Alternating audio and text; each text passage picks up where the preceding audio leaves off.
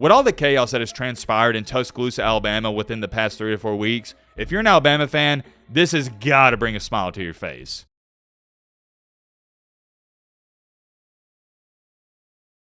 Ladies and gentlemen, boys and girls, hope all of you having a great start to your week. Hope all of you having a great Monday. If not, hope this video can make it a little bit better. And man, oh man, oddly and weirdly enough, we have some good news for Alabama football. What's going on? It seems like ever since the Auburn game, it's been nothing but disappointment and bad news for Alabama football. But today, we got a nice little switch up. I know my Alabama fans, you're going to be looking forward to hearing some good news because, like I said, it's been a minute. There's a lot of stuff we got to get into there. There's also one other minor topic we got to talk about and get into, and that is no other than some bad news surrounding Kirby Smart and that Georgia football program. Well, I say the Georgia football program, more so of Kirby Smart. You'll see what I'm talking about. Wouldn't call it a jam-packed video, but it's more than safe to say an important video to say the least, especially for Alabama football. So strap in, buckle up, get you a snack, get you a popcorn, get your favorite meal you like to eat when you watch a video, because trust me, I do the same thing. But all right, man, blah, blah, should have crap up, now without further ado, let's get into it.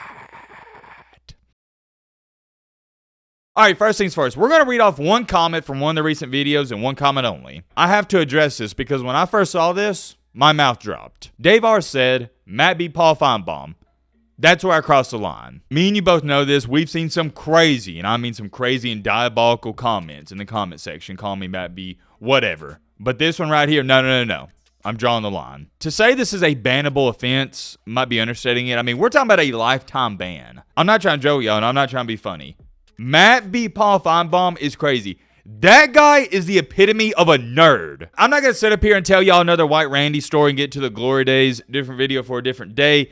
But your boy Matt was an athlete. I don't dislike Paul Feinbaum, and I don't dislike nerds. But let me ask you a question. What does Paul Feinbaum, a certified geek and nerd who didn't play sports, what does he know about sports? I'm not going to sit up here and say if you never played sports, you can't have an opinion on sports. No. But here's what I say before I go on a major rant and tangent. When I say a nerd, a dork, a geek, I'm referring to guys like Paul Feinbaum. That's who they look like. Feinbaum is the biggest nerd of the nerds. He is the king of the nerds, and we all know this. White Randy back in the day, back in his prime, is easily giving Feinbaum a 300 burger. White Randy going for 13 catches, 304 yards, 4 tutties. I know I said I was only going to read off one comment, but this one caught my attention as well. Alabama is disappearing quicker than Matt's hair.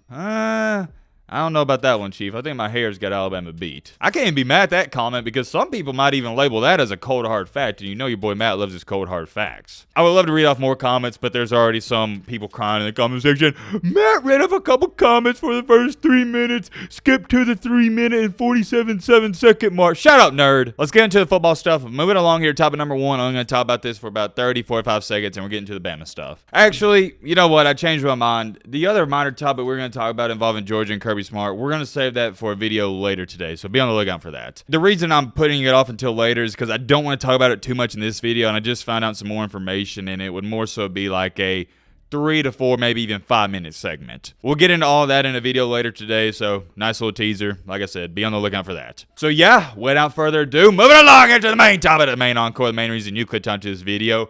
What in the world is going on with Alabama and Mr. Kalen DeBoer?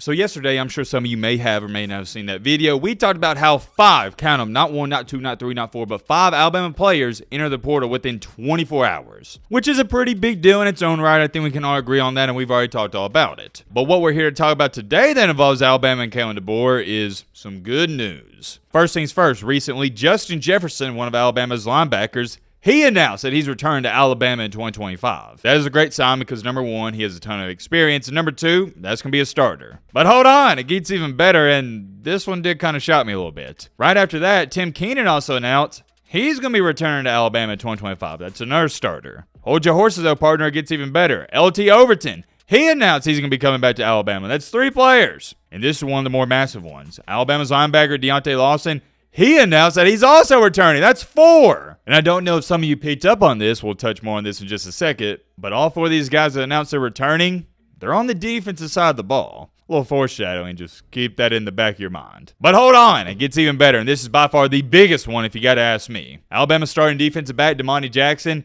he announced he is also returning. That's 5 starters on the Alabama defense returning. You already got 5 spots filled for next year, locked in and loaded. That's a guarantee. I know the defense most definitely had their ups and downs this year for Alabama, but if you got to ask me, Damani Jackson, he wasn't just one of the better players. He was one of the only bright spots at times. He actually not only impressed me this year, he shocked me because I didn't think he was going to be that good. And when I say that good, let me clarify. I knew he was a good player, but I didn't think he was going to be as good as he actually was this year. I thought he was going to be a solid player, but come to find out, it's like, no, wait a minute. This guy's actually really good. Alabama's defense, on paper at least, they're stacked. Now, here's the problem with that. Just because you have a quote-unquote stacked defense, it doesn't mean it's going to be a good defense. You still got to go out there and execute. And also, Kane Womack, he's got to do a better job of play calling. Womack really struggled this year to put our defense in a position to succeed, and that's just reality. It is what it is. There is no reason that Vanderbilt and Oklahoma should be able to run the ball every single play, and we can't stop them from gaining, at bare minimum, 5 yards. That is not a player's thing, guys, trust me. I would tell you if I thought our guys weren't playing hard. No,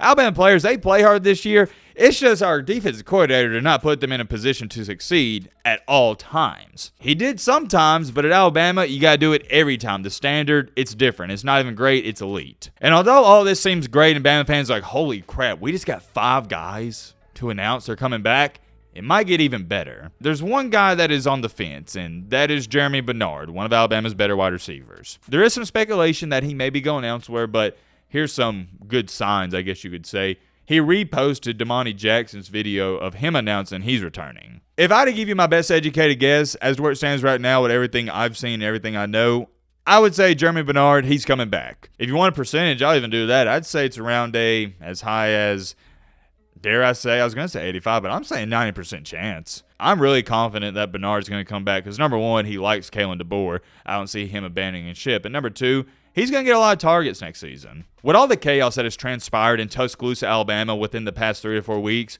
if you're an Alabama fan, this has got to bring a smile to your face. I know fans get infatuated and they get really hopeful when they see a 5-star recruits coming to their school, but I firmly believe when you can get a junior to announce that he's coming back, it's actually better than getting a 5-star recruit because you can't coach experience. I'd much rather have a guy that's been in the weight room. He's been playing college ball. He's been playing for a couple of years than a true freshman. I don't care how good he is, unless it's Mr. Jeremiah Smith. But as we all know, those are unicorns. Those are outliers. And same thing for Ryan Williams. Say it with me now. Those are outliers. More times than not, you're not going to get Ryan Williams and Jeremiah Smith, not as true freshmen. It's kind of weird to look at it this way, but these are big-time pickups. Getting 5 guys to return isn't just big because they have experience and they know what it takes. You also got some chemistry, kind of like that Michigan team from last year. Did that 2023 Michigan team have insane talent all across the board? Absolutely not. They had some great players, but that team was so good because of all the veteran leadership. And that's what Alabama needs at this point in time, especially with the disappointing season they had this year, veteran leadership. We need some of the older guys to reinforce the standard of Alabama football into the young buckaroos. Wait a minute. Hold on. We got some breaking news that has just been released as when I'm speaking and making this video. We'll throw it in. Hey, why not? Oh, man, Bama fans are going to love this. Ryan Grubb has just been fired from the Seattle Seahawks. Woo! What do y'all think about that? I already know it's something you're sitting there saying, Matt, what in the world does the offensive coordinator for the Seahawks have to do with Alabama football? Great question, my friend. I'd love to answer it. For those of you who don't know, Ryan Grubb was Kalen DeBoer's offensive coordinator at Washington. You see what we're doing here, putting the pieces together. Does this mean potentially that Kalen DeBoer and Ryan Grubb reunite at Alabama? I don't know. I guess I had to wait and see. Let me know, Bama fans. Would you like to see Ryan Grubb come to Tuscaloosa? I tell you this much, I wouldn't be opposed to it. And let me address this comment, a matter of fact. Unpopular opinion. Keep Sheridan for one more year at OC to see if it was Sheridan or a Miro issue and make Grubb an assistant or something. That's where things get a little dicey. Because as the season prolonged, especially after the Michigan game, I started questioning, you know what? Maybe it's not Sheridan because Miro has wide open guys all throughout the game, and Sheridan had to start calling quarterback design run plays because Milroe couldn't hit the open guys. So that's not on Sheridan. That's on the quarterback. Believe it or not, as much as I threw Sheridan to the fire this year, I'm chalking up the offensive struggles this year to Jalen Milroe. He was bad, and I mean bad, and awful at times. So due to Milroe not being able to read a defense, I'm giving Sheridan the benefit of the doubt. We may or may not talk more about the Alabama offensive coordinator drama in a video later today or tomorrow, something like that. Many more things I could say. I'll end it off here. There's many more videos we're going to be making in the upcoming days, so be on the lookout for that. Let me know your thoughts down below. But